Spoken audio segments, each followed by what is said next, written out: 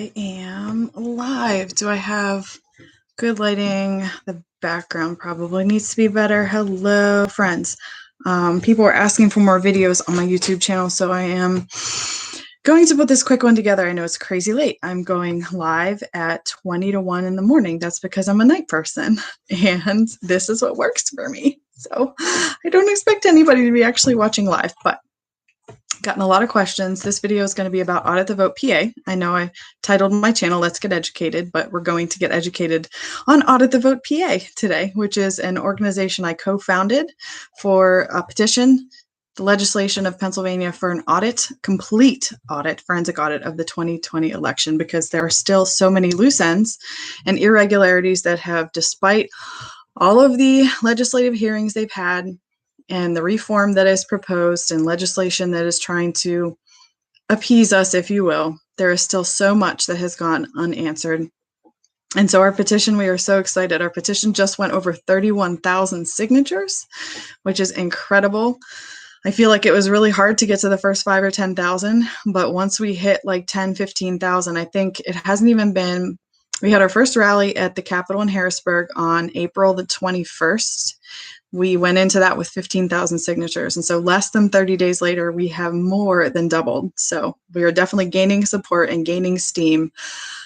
Please understand that there's an awful lot going on behind the scenes that we just can't talk about publicly right now, because we're in the process of gathering the hard evidence that we need in order to have standing and be able to prove that Pennsylvania's election was in fact, I'm not allowed to say the word fraudulent, I know, but I don't have enough followers. I don't think that I would get kicked off yet. So we'll see.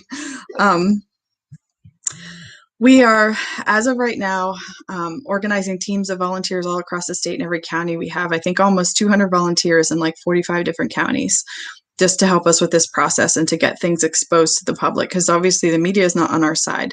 And what they're not talking about is there's plenty of evidence right now to show that it is completely insane to not question the legitimacy of the election. I don't care what elected official tries to say that, but this is public information right now. You can't look it up anywhere because media isn't talking about it, but I would encourage you to call your representative and ask them about Kathy Barnett's race in District 4, which is Montgomery County of Pennsylvania. Kathy Barnett was a lady who ran for House Rep in the 2020 election. She was defeated supposedly by 41,000 votes. She hired some data analysts and a group of canvassers to then go out and just investigate and look for, canvass means basically verify votes that came in are to a legitimate registered voter at the location where they registered to vote, the house that they registered to vote. So they canvassed. They ended up finding, just in District 4, 78,000 phantom ballots, meaning that, let's say you knock on a door and you ask them how many voters are registered at that household, and they tell you 2. But on the records that you have from the Shore system from the Pennsylvania 2020 election, it shows that 4 recorded votes came from this household, but you only have 2 registered voters. That is hard evidence proof that 2 of those 4 recorded votes are illegitimate, illegal phantom votes.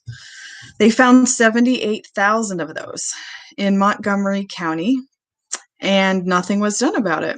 So you can add up all the statistical anomalies along the way as well.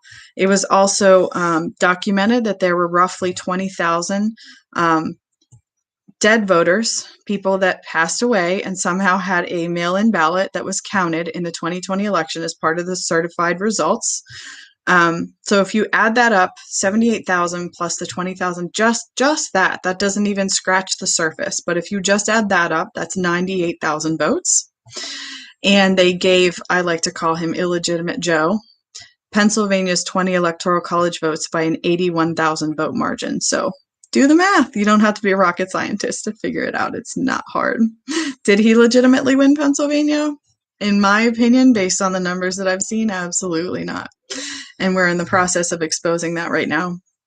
So one of the things that we're also doing, I'll share on this video and then I will call it a day, is that we had 15, roughly between 14 and 15,000 mail-in ballots requested in Pennsylvania that were mailed out of state.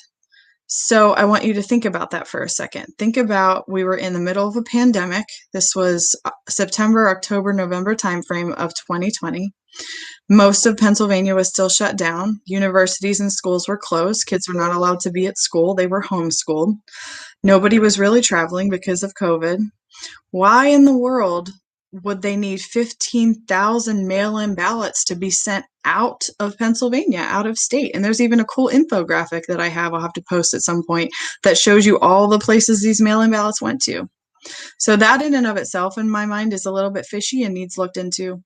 But we are starting to investigate those and look at those and finding an insane amount. I can now say that I have personally done some investigation and canvassing and have found some really interesting situations where a mail-in ballot was counted for a person's name and that person no longer lives at that location where they're registered to vote. Those are called illegal ballots. Yay! I don't think anybody on either side doubts that that's an illegitimate, illegal vote.